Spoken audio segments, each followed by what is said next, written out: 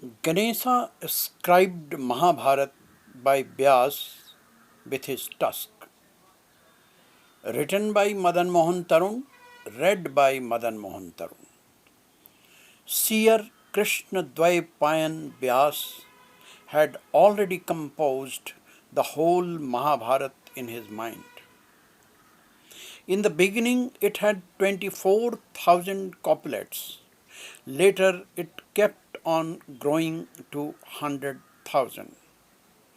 It was like an ocean in his mind, floating with huge and small waves of hundreds of stories and sub stories, interlinked with each other, some from Bharat, Bharat dynasty, some from other sources. They all comfortably flowed together with the main story of the great war between Kauravas and Pandavas.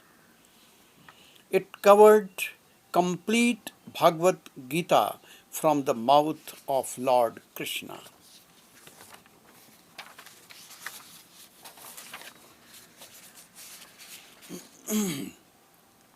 With various other schools of philosophy, it is not only a great epic but a live encyclopedia. Mahabharat was known as Bharat in the beginning. Later, as its size developed, it was known as Mahabharat.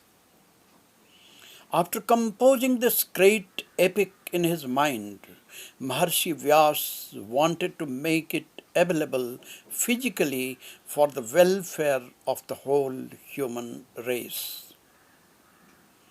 He requested Lord Ganesha to ascribe this ocean like work, which he easily accepted with a condition that the post that the poet will recite it without any pause. The greatest among the poets agreed to it, but he suggested Ganesha to write only after he has understood the real meaning of the sloka. Lord Ganesha nodded his head affirmatively. Knowing the speed of writing of Ganesha, poet Vyas place to place fixed some complicated couplets so that he can refresh himself till Lord Ganesha asks for its clarification. Lord Ganesha was a great mind reader. He wrote before the poet could utter the next step of the couplet. While writing, Lord Ganesha's nib broke.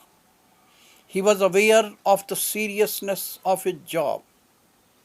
There is a saying, and some folklores also record, that elephant headed Lord Ganesha snapped off his left tusk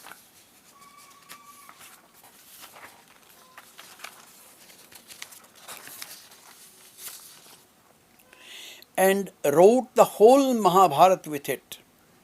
Since he is left with only one tusk in his mouth, he is known as Ek Danta, having one tusk.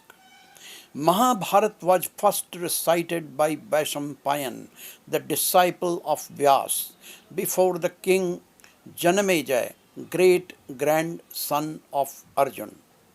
Later it was recited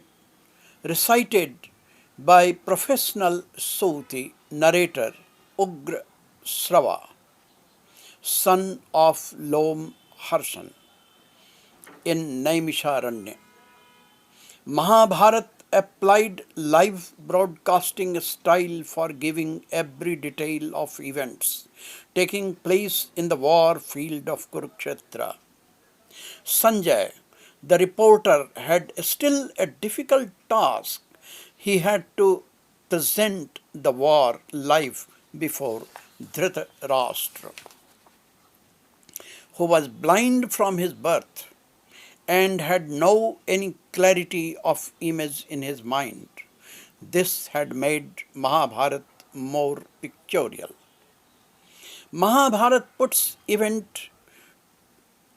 toughest philosophies through the interesting stories of animals, birds, plants, rivers, and even insects, making it easy to understand for common people. It is a great work which has been popular among scholars and common people both. Many great poets and writers around the world have been inspired by stories from Mahabharata to produce their work.